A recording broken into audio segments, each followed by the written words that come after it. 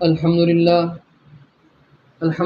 رب العالمین والصلاة والسلام علی سیدنا وحبیبنا وحبیب رب العالمین وعلی آلہ واصحابہ اجمعین، اما بعد، فقد قال اللہ تبارک وتعالی فی القرآن المجید والفرقان الحمید وتلک الجنة التي نورث من عبادنا من كان تقیا، وقال النبی صلی اللہ علیہ وسلم اذا سألتم الجنة فاسألوا الفردوس فإنه أعلى الجنة، او کما قال علیہ الصلاۃ والسلام۔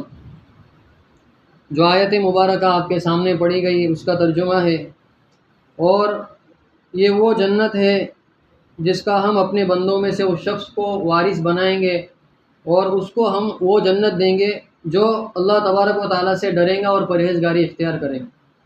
یعنی اگر کسی کو جنت حاصل کرنا ہے تو اس کو اللہ تبارک و تعالیٰ سے ڈرنا ہوگا، اپنے معاملات میں ڈرنا ہوگا، اپنے بات چیت میں ڈرنا ہوگا، اور اپنے کھانے پینے میں ڈرنا ہوگا۔ تو جب بندہ ڈر ڈر کر کام کرے گا اور پھونک پھونک کر قدم رکھے گا تو اللہ تبارک و تعالیٰ کل قیامت کے دن اس کو جنت کا وارث بنائے گا۔ اور اللہ کے نبی صلی اللہ علیہ وسلم کی جو حدیث آپ کے سامنے پڑھی گئی اس کا ترجمہ ہے کہ اللہ کے نبی صلی اللہ علیہ وسلم نے فرمایا، اذا سألتم الجنت، جب تم اللہ تبارک و تعالیٰ سے جنت مانگو، فاسألوا الفردوس، تو تم جنت الفردوس مانگو، فإنه أعلى الجنة، اس لیے کہ وہ سب سے اعلیٰ جنت ہے۔ یعنی جنت کے بہت سارے درجات ہیں، تو اس میں سب سے جو ہائی کوالٹی ہے، یعنی سب سے زیادہ VIP جنت ہے، وہ جنت الفردوس ہے۔ تو اللہ کے نبی صلی اللہ علیہ وسلم نے جنت الفردوس مانگنے کی ترغیب دی۔ صحابہ کرام رضی اللہ عنہم نے اور اللہ کے نبی صلی اللہ علیہ وسلم میں جنت کا بہت زیادہ شوق پایا جاتا تھا۔ اللہ کے نبی صلی اللہ علیہ وسلم ایک مرتبہ نماز پڑھا رہے تھے تو اللہ کے نبی صلی اللہ علیہ وسلم کے سامنے جنت کے خوشے پیش کیے گئے، یعنی جنت کے پھل اللہ کے نبی صلی اللہ علیہ وسلم کو نظر آنے لگے۔ تو اللہ کے نبی صلی اللہ علیہ وسلم ادھر ہاتھ بڑھانے ہی والے تھے کہ اللہ تبارک و تعالیٰ نے اس کو کیا کر دیا، روک دیا کہ بھئی یہ نماز کیا ہو جائیں گی، ٹوٹ جائیں گی۔ اس کے علاوہ حضرت حارث رضی اللہ عنہ کے بارے میں اللہ کے نبی صلی اللہ علیہ وسلم نے حضرت حارث رضی اللہ عنہ سے پوچھا کہ تم صبح کیسے کرتے ہو؟ تو انہوں نے کہا کہ میں اللہ تبارک و تعالیٰ پہ ایمان رکھنے کی حالت میں صبح کرتا ہوں، اور میں جنت کی آپس میں ملاقات لوگوں کی دیکھ رہا ہوں کہ وہ ایک دوسرے کو گلے مل رہے۔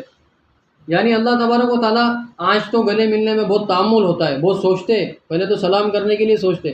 کیوں سوچتے ہیں؟ کیونکہ دنیا میں ہے تو بغض ہے، عداوت ہے، حسد، یہ سب چیزیں لگی ہوئی ہمارے ساتھ، اس لیے آدمی سلام کرتے ہوئے سوچتا ہے۔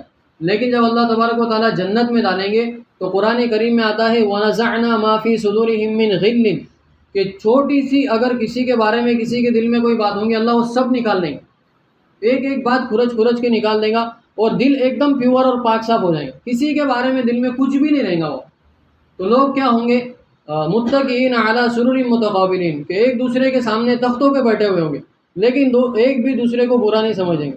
آج کوئی تھوڑا سا اوپر بیٹھے تو لوگ پریشان ہو جاتے کہ بھائی میں وہاں پر کیوں نہیں ہوں۔ تو اللہ تبارک و تعالیٰ دل میں سے سب نکال دیں گا، تو وہاں پہ سب ایک دوسرے کے سامنے بیٹھے ہوں گے تختوں پہ، لیکن کسی کو کسی پہ حسد نہیں ہوگا، جلن نہیں ہوگی، بلکہ سب ایک دوسرے سے کیا ہوں گے، خوش ہوں گے، ملاقات کریں گے، اور وہاں پہ اللہ تبارک و تعالیٰ کی طرف سے ان کو جام پیش کیے جائیں گے۔ یعنی اللہ تبارک و تعالیٰ کی طرف سے وہاں پر جنت کی جو نہریں ہیں وہ 3 قسم کی نہریں۔ سب سے پہلے اللہ تبارک و تعالیٰ نے اس میں دودھ کی نہر رکھی ہے، اور اس کا ذکر اللہ تبارک و تعالیٰ نے کیا ہے کہ فیہا انہار من ماء غیر آسن، کہ اللہ تبارک و تعالیٰ نے اس جنت میں ایسا پانی رکھا ہے کہ جس میں بدبو نہیں آتی۔